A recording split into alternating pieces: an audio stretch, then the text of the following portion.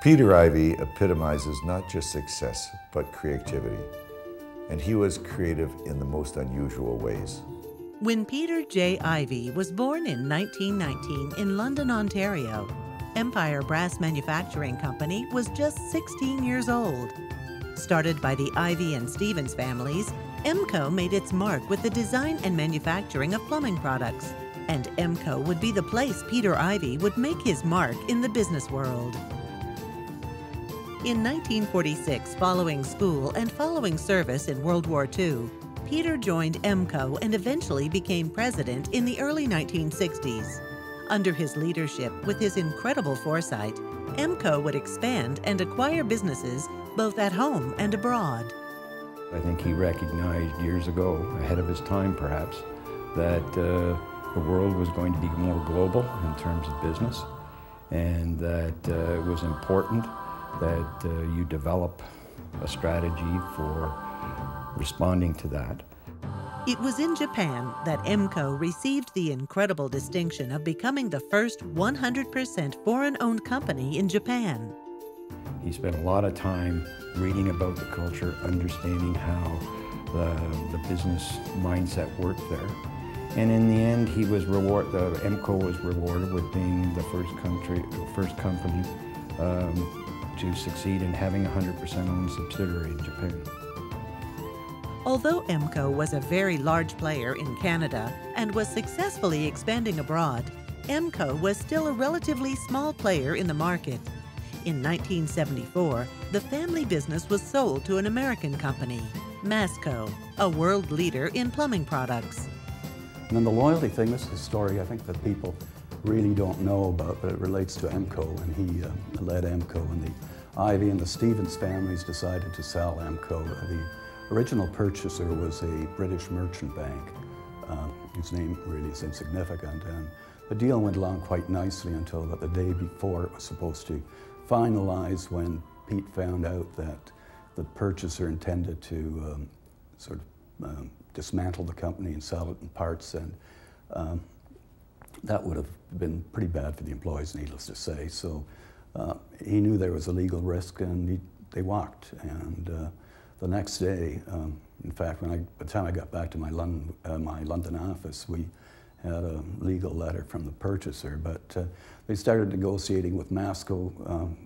Masco was controlled by the Manoogian family, who had a long relationship with the Iveys, and they knew they'd be safe, but word got out, and the city got a little upset. Pete was criticized in the paper, and City Hall actually sent a delegation to Ottawa to try to stop the deal. And of course, we couldn't say anything at the time, because the whole reason was to save jobs in London and to save one of its major companies.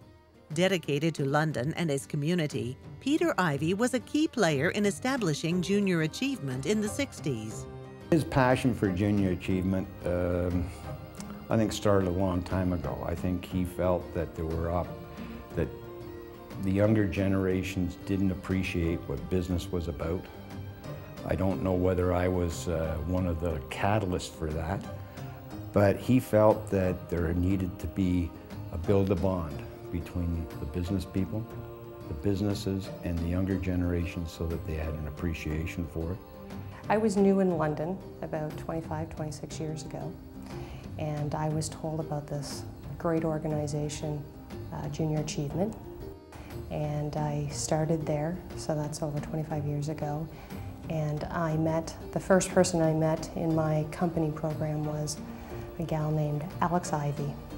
It wasn't until later that somebody said, well, Alex's father, Peter, actually helped establish Junior Achievement here in London.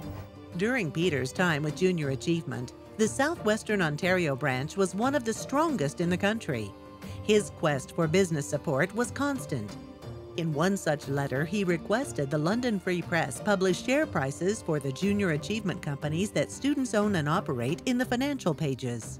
His request was granted. Peter Ivey was appointed president of Junior Achievement at the national level in 1969. He had a dream over 40 years ago, and to watch it come to fruition and see not just his daughter and myself go through it, but another generation, and hopefully many, many more generations to come. After EMCO, Peter ventured into real estate. His passion was history, and he could quickly envision new uses for old things and new life for old buildings. Such was the case with some historic mills and buildings near Goderich, Ontario. Peter himself viewed the purchase as a moment of insanity, as the buildings were in very poor condition, in need of incredible and expensive repair.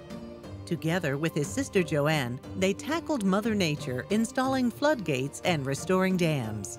Calling their designs recycled contemporary, they gathered old things from far and wide, in particular, dozens of plumbing parts and molds.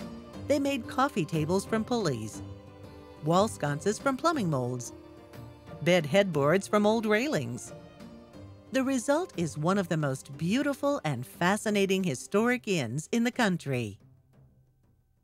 Creativity, I mean, Ben Miller speaks for itself, but I always thought that he was a bit of a frustrated architect. I think he was happiest when he sat at his drafting table in his office. Loved to restore old buildings. As I say, Ben Miller goes without saying, but there are others in London as well. There was the old Miss Matthews school building at the southeast corner of Richmond and Sydenham, which became his office, and then the building to the east of that, which became a condominium, very, very stylish. And I think that may have been the first condo conversion in London, maybe even in the province. At the corner of Dundas and Clarence Street, my partners, including Peter, restored the old Royal Trust building. While we were doing this, Peter would be working away in his office on Richmond Street, immersed in the detail of the restoration. He came to us one day and said that he had some railing left over from Ben Miller. He had designed the railing and put it up at Ben Miller and felt that it would be appropriate to put it at the top of the building. So we did it. About a month later, the Historical Society in London came to us and showed us a picture of this building built in the 1800s in all its grandeur.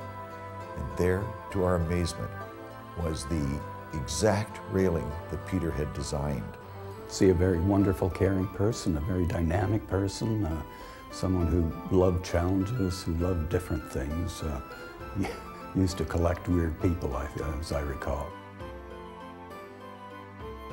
He'd take to people who were off the main street. I remember once he got all enthused about somebody who was making rubber suits. I'm not so sure that they were for diving or for other things we can't speak about, but he loved different people. He loved characters.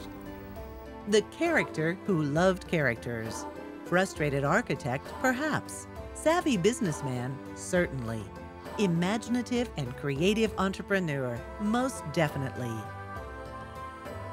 Peter J. Ivey, 2005 inductee, London Business Hall of Fame.